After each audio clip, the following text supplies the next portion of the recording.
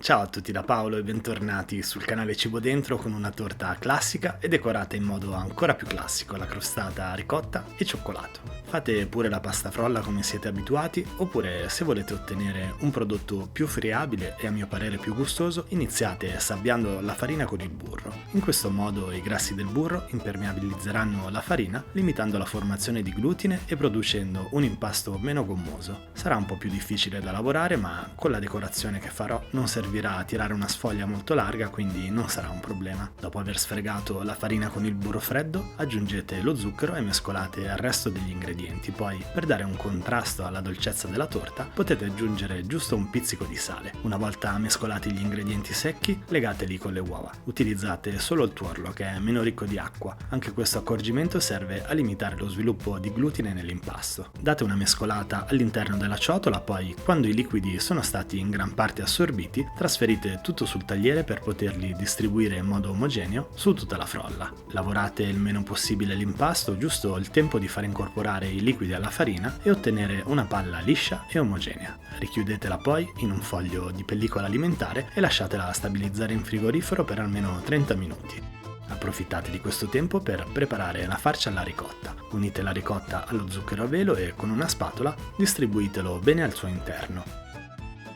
Poi volete ottenere una farcia più corposa e solida, potete incorporarci un uovo, ma non è fondamentale per la riuscita della ricetta. Mescolatelo accuratamente a ricotta e zucchero, poi arricchite con il cioccolato. Se volete risparmiarvi un passaggio, fate come me e aggiungete direttamente il cioccolato a gocce, altrimenti potete tranquillamente aggiungerci una barretta spezzettata al coltello.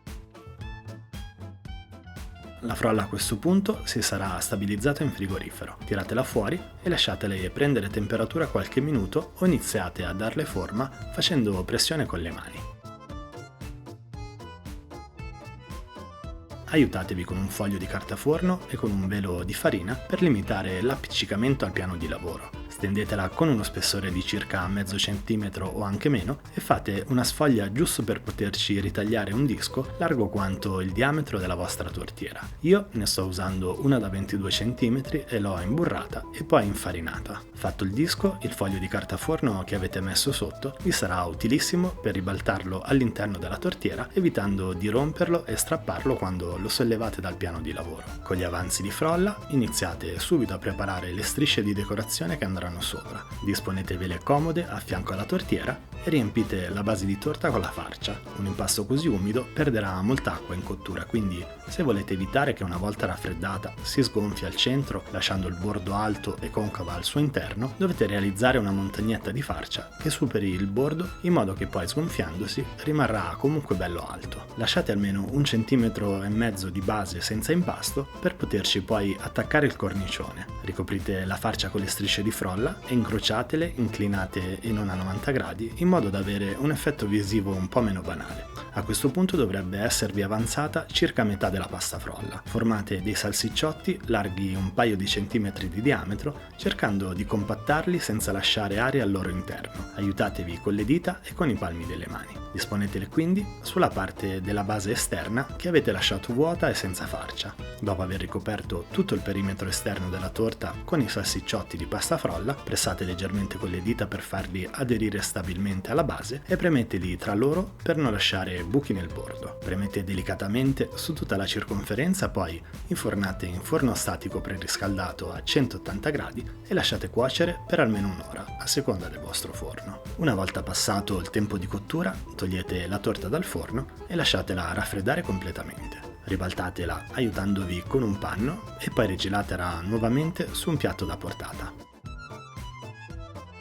Questa torta, già buonissima così, migliora ulteriormente dopo qualche ora in frigorifero, dove la farcia alla ricotta si raffredderà rassodandosi e gli aromi al suo interno avranno il tempo di distribuirsi meglio in tutta la torta. Una volta tenuta in frigo qualche ora, lasciatela tornare a temperatura ambiente e servite. È una torta dolce e cremosa e la croccantezza delle gocce di cioccolato al suo interno invogliono a un nuovo morso senza stancare. Io, con questo dolce tradizionale, ricco e perfetto per affrontare l'autunno che inizia a farsi vedere, come ogni giovedì vi saluto, vi auguro buon divertimento con questa preparazione e buon appetito e vi aspetto giovedì prossimo, sempre dalle 11 del mattino, qui su Cibo Dentro.